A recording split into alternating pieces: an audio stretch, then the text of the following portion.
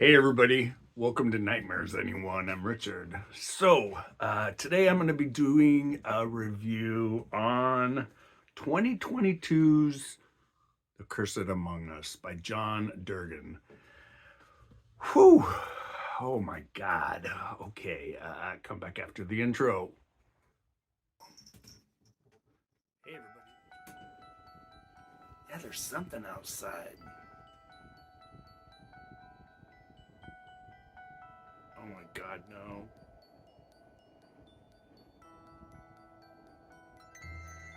What in the hell is that? Would you guys like to be scared? Welcome to Nightmares, anyone?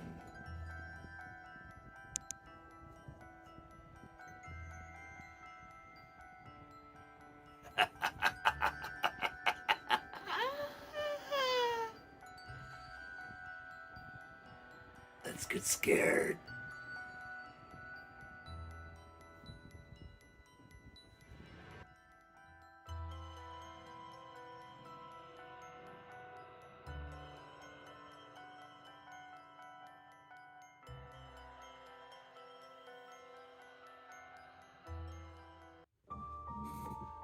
Hey, welcome back everybody. So as it is super hot,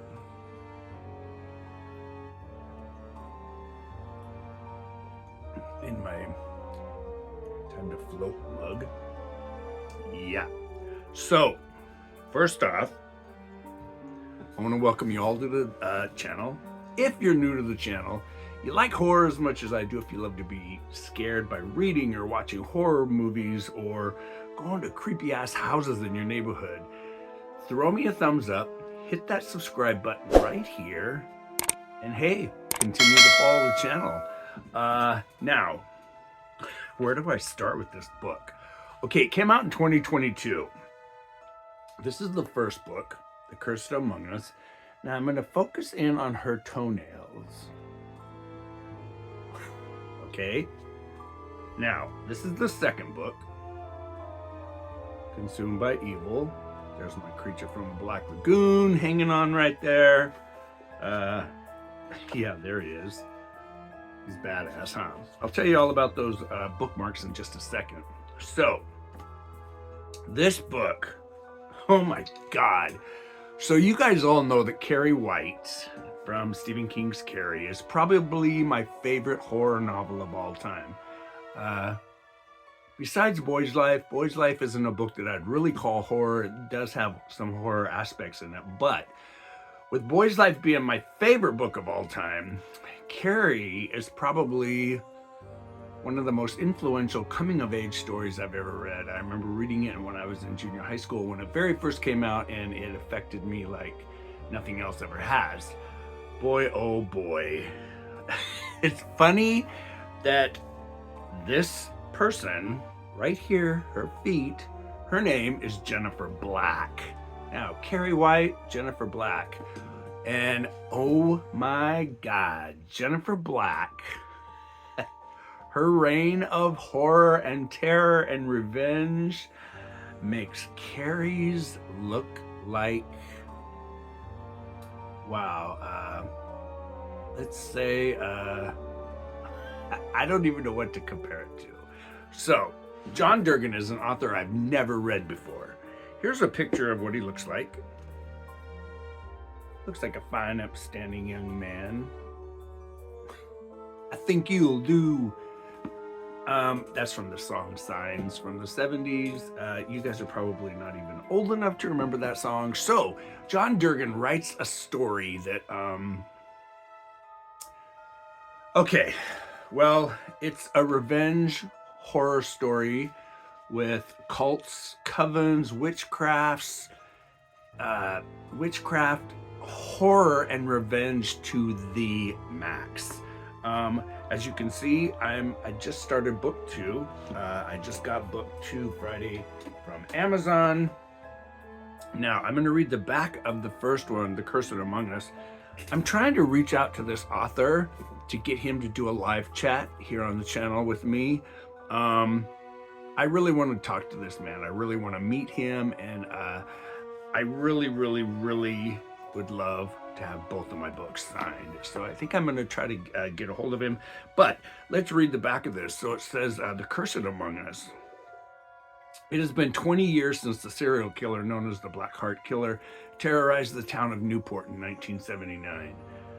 Life mostly returned to normal after the killer was captured, and all the townspeople have to do is stay out of the woods where the bodies were abandoned, their hearts ripped open, and their chests ripped open, and their hearts torn out. God, Richie, it's like you'd think I couldn't read. Yeah. Howie Burke and his friends decide rules are meant to be broken. That's what 15-year-old kids do. On a beautiful fall day, they decide to go out in the woods to film a horror movie when they stumble across a mysterious grave. What they don't know is what they are about to release, an evil on the town, unlike anything in their homemade movies. They will soon uncover the secrets of the Black Heart Killer and what it truly means to be cursed. Yeah, the reason I struggled with that is that print is fucking really small on the back of this. Now, it took me a couple weeks to read this book, actually, because I did physically read it. And like I said, the print is really, really small. However, this book is so fucking creepy. There are so many scenes of gruesome violence in here, but it's not over to the point where it just makes you sick to your stomach. It just works with the story. Now, this book was only like 230 pages, whereas the second one is like 320 pages, 330, somewhere around there. So in 1979, the town of Newport is struggling with a serial killer. Now, as I read on the back, their hearts are ripped out of their chest. They're left with these mangled holes in their chest, and they're just completely ripped up.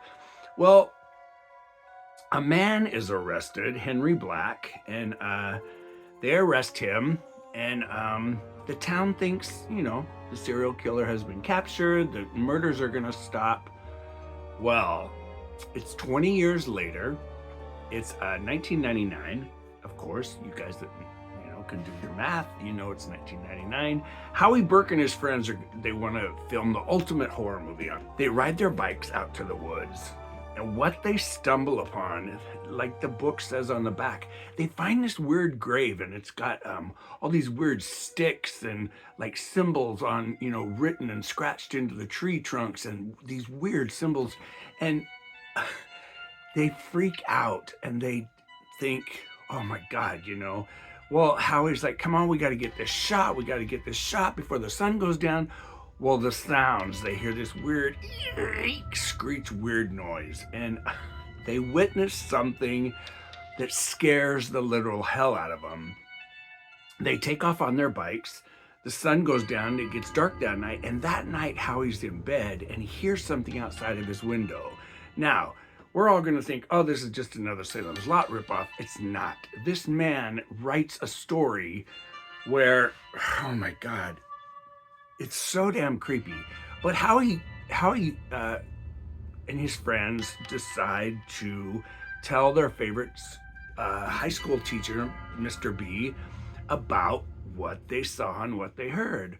Mr. B asks them, he said, where were you guys at when this happened? And Howie and his friends, Todd and Corey, they're like, we were out in the woods, like, why'd you guys go out there?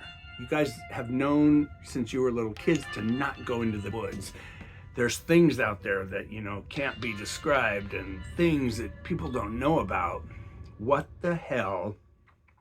Howie decides to go back by himself. He rides his bike, goes back to the woods, and he thinks he's gonna do, I'm gonna film this little ritual, and what he brings forth and what bursts out of the ground is the most despicable and creepy ass woman in the world. He doesn't see what comes out. He just sees two hands come flying up out of the dirt. He takes off on his bike. The next day, he tells his friends about it, and they decide to find out more information. Wow.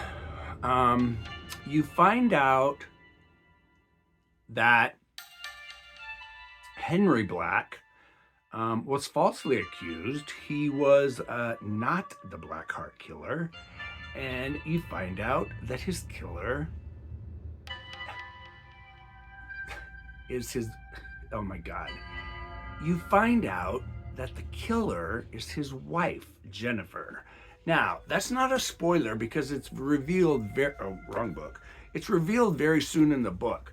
And let me tell you what, there are scenes of impalings, hearts being ripped out. There's some of the most gruesome heads being rammed down on mop handles and going out the back of their heads. And I'm going to read you a passage here, but the boys are waiting for Halloween. It's like a week before Halloween. The Halloween party at their school, at their junior high school, is going to be just the best. It's been since 20 years ago. Everything was held up for years and years and years until they found who they thought was the Blackheart killer. And this year's Halloween party is going to be the most scary.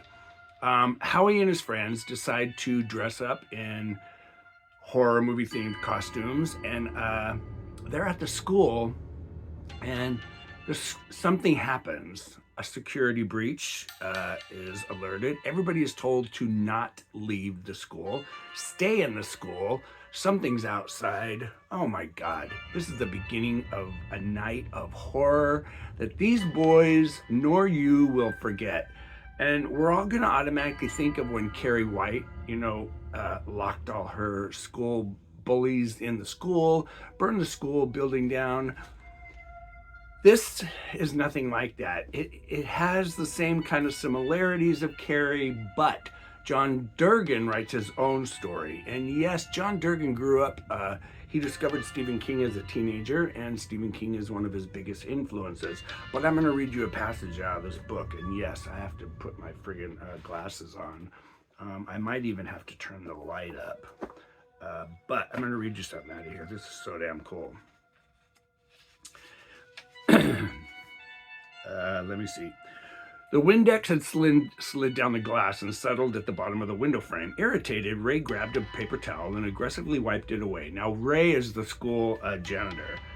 Moving down to the next window, he started the process again. As he reached up to wipe, the lights in the office went out, sending him into complete darkness. "That's it, I'm done playing nice," he said. Slamming the cleaning bottle down on the table, he stormed out the door into the hallway, tripping over that mop bucket that he had left there on his way in. He landed on his hip, pain shooting down his leg. Water spread across the clean floor as a bright red exit light shone down onto the wet tiles. In the water's reflection, he saw the outline of a figure standing behind him and whipped his head around. Standing above him was a kid in a costume looking down on him, confused. The kid had a white mask on. What looked like blood dripped down the eyes of a face that showed no expression whatsoever, evidently a Michael Myers mask. In the kid's hand was a long machete, and Ray's first thought was that it looked far too real to be a costume prop. "Is something wrong here? Is something wrong with you, kid? Why are you standing there? Go out the front door and around like the rest of the kids," Ray said, trying to sound tough. The kid didn't budge. The long silence was starting to become disturbing. Ray stood up, holding his sore hip and wincing. He bent over, righted the mop bucket, and grabbed the mop from the floor. It was not something he would admit to this kid, but he was starting to get spooked. The red exit light illuminated the hallway, the kid standing in place as if he was waiting for something. Hell no, my ass would have been fucking out of that school so fast. I would have, no. Finally, the kid moved his head, tilting it slightly to look over Ray's shoulder. Ray felt his grip tighten on the mop handle, debating if he should make a run for it or show this kid he had pranked the wrong guy. That's when something grabbed the back of his head with an inhuman strength and squeezed. He screamed, unable to move, unable to see who grabbed him. Willing his eyes to look down, Ray saw the ghastliest set of feet he had ever seen. Long, sharp, black toenails stuck out from each toe. The skin was a grayish tone. soiled in dirt and blood. He tried to break free, but the strength of the fingers around his skull was far too great. It felt like his head was being held in place by a vice, with someone slowly tightening his grip. "Help! Somebody help me! Help me!" Ray screamed. He tried to again break free, and once again that was unsuccessful. The hand gripping his head pushed down, forcing his head toward the ground. The top of the mop handle was now only a few inches from his face, getting closer and closer. A thought occurred to try and hit whoever stood behind him with the mop. The hand squeezed tighter, and he felt nails digging into the back of his skull. He imagined they matched what he saw on the feet, like bird talons. Ray opened his mouth to scream again when the hand drove his head down, the mop handle lodging into his mouth, forcing it open and forcing its way out the back of his head. Brain matter and blood escaped, gushing all over the floor, all over Jessica's feet. Jessica Black looked at Todd, who she now had complete control over. His brain turned to mush now that she was at full strength.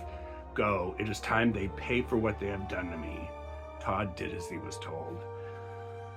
I am telling you what,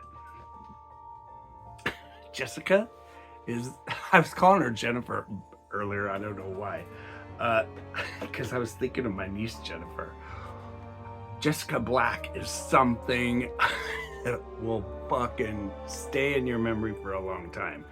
The night that I finished this, I went to bed and my cat was acting up. Yeah, Butters was acting up, and it was pretty weird. And this whole image of this character, Jessica Black, I just could not get out of my head. Yeah, and the book is great. The book, I gave it a full 5-star read. Highly recommend it. Loving part 2. Part 2 picks up right after the end of, right where the end of the first book ended. So you guys, you really need to pick up this book. Pick up, read it. Read the Audible book. It's available on Audible. I like to have the physical copy in my hand. I do love audiobooks, but I wanted this one. I've been wanting this one for a long time, and I'm so glad I read it. This is John Durgin's first book for me, this now being the second, and I just ordered his The Devil in the Dust Bowl. It should be here on Tuesday. So I'm going to show you guys where I got my cool ass bookmarks. They're double-sided, so there's one side, and then there's his hands on the other side.